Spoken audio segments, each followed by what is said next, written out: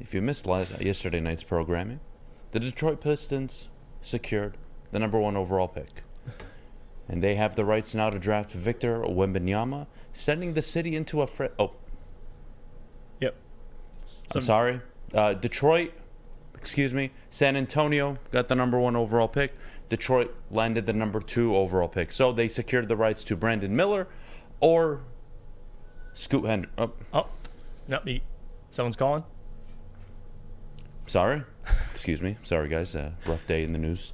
The Detroit Pistons secured the number 3 overall pick last night. And what was a disappointing night, but hey, they still finished with a lottery. But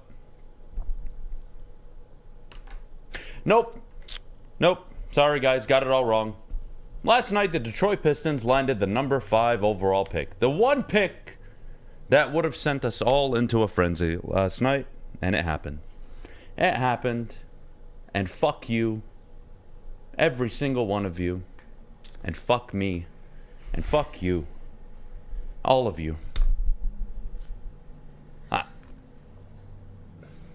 How angry I am, I honestly can't even explain. And it's not because of the player, but why? Someone explain, please. Where do you want to start? Huh? That I had to watch fucking Corey Joseph for 82 games this year? Is that not enough NBA? Huh? I'm not saying it's rigged, by the way. I think that's a bunch of bullshit. All right? But can we fix something? You subject me and millions of Pistons fans to Dwayne Casey, Corey Joseph, and the whole Killian Hayes saga. And I'm rewarded with the number 5 overall pick? That's what I get? Fuck you. Morning, Jeff. Good morning. It was a rough one last night. Had a lot of fun. Thank you for everyone for tuning in to the draft show or the lottery show. But yeah, that's upsetting. I mean, you look at how it panned out. Of course, San Antonio gets number 1. Of course, and all the teams deserve it. You know why they deserve it? Why do they deserve it? Because we didn't. Well, Detroit didn't deserve it. They didn't. You know what's unfortunate? Losing 65 games. Fuck them. This is why the NFL should never, ever, ever, ever go to a lottery system. And I'm glad the NFL is the way they are. You look at the way the lottery's set up. The Pistons dropped 4 spots. Houston dropped 2. That's it. Everybody else stayed the same or moved up. Portland moved up 2 spots. Charlotte moved up 2. San Antonio moved up 2. Here we go. Look. So the team that had to go through the most losing now picks 5. Yeah, this sucks. If I told you, hey guys, be optimistic, Troy Weaver's no. Why is Charlotte getting a top 2 pick?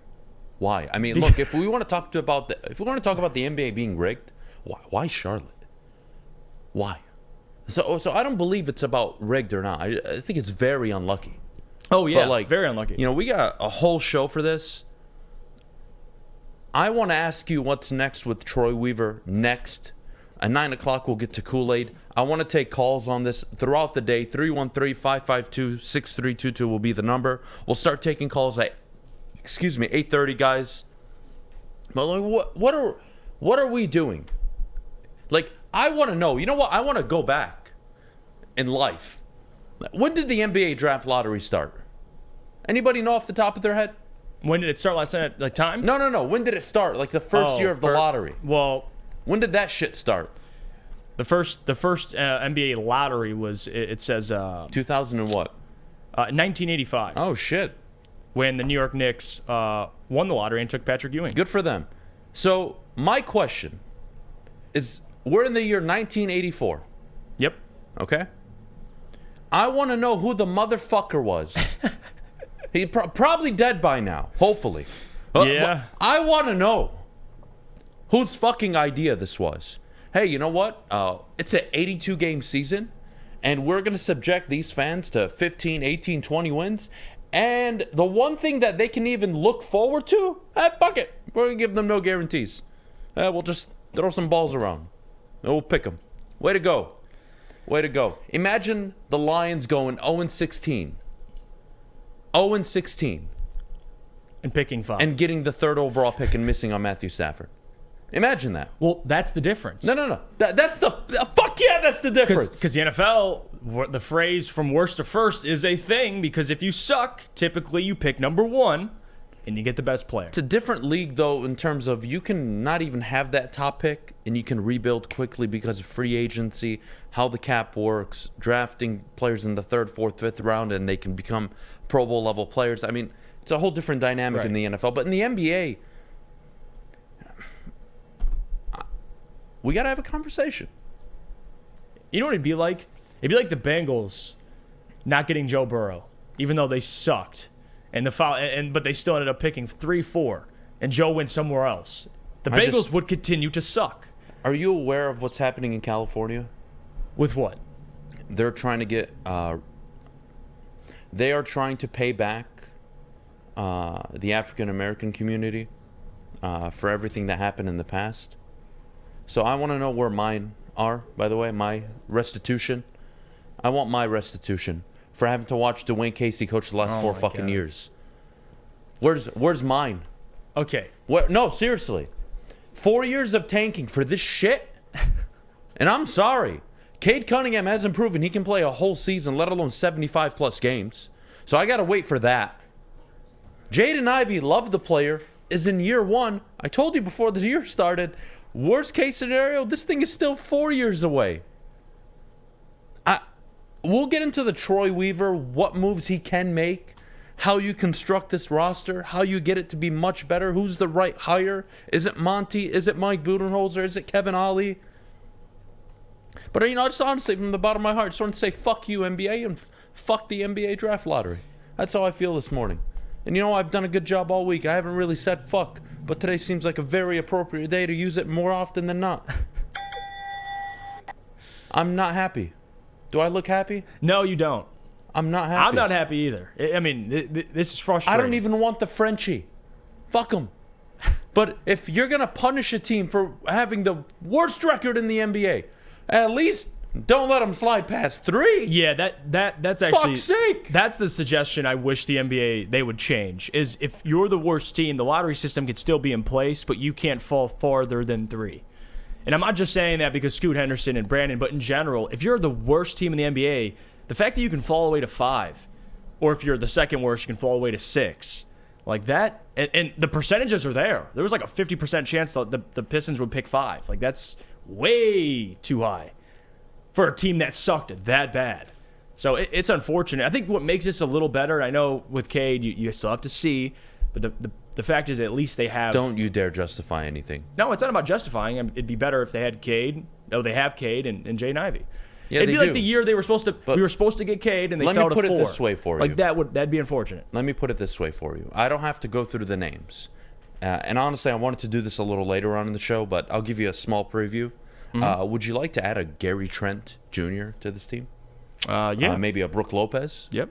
Yeah, fuck it. Is that going to make you feel really good about this team moving forward and what they can be? I mean, they're not going to be contenders, but and they'll be I'll better. get way more into detail later on this, but my point is, had you gotten at least a top 3 pick, Jeff, you're talking about 3 dynamic basketball players for the future that in 2-3 years, you could have a top 3 roster in the Eastern Conference.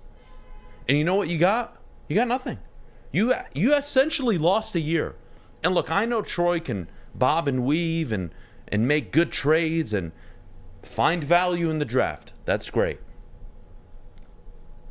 You have enough value, guys. I think there's probably 6, 7, 8 players on this team that you would love to come off the bench on a contending team. But I don't need any more value, guys. I have enough of them. I have Isaiah Stewart. I have Jalen Duren.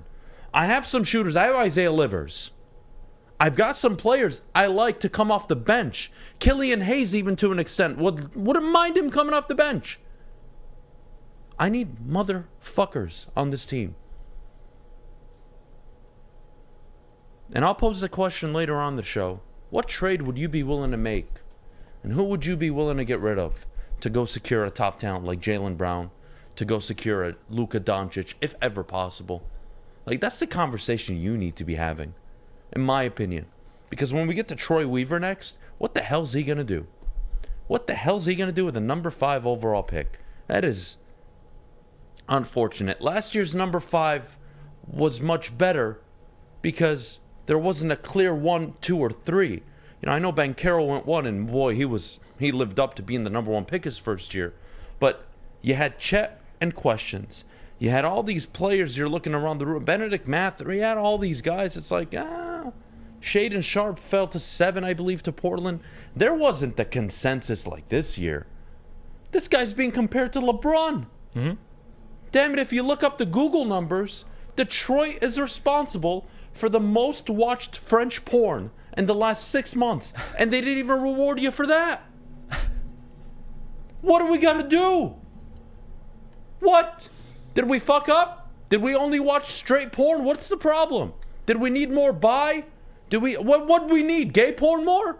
Tell me, I'll watch it. No, definitely. What do I have to do no, not that. to get a fucking top pick? What do I have to do? Tell me. San Antonio, unbelievable. They get David Robinson.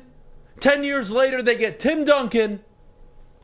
And 25 years later, fuck you, we're going to give you Victor Wembanyama, who's being compared to LeBron James and Kareem Abdul-Jabbar. As a prospect, yeah. It's crazy.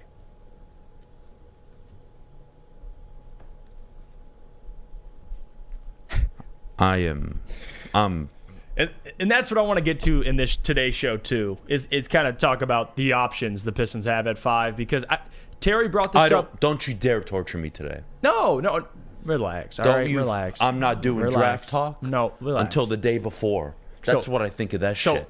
This is what I think is true about this draft class, and Terry brought this up.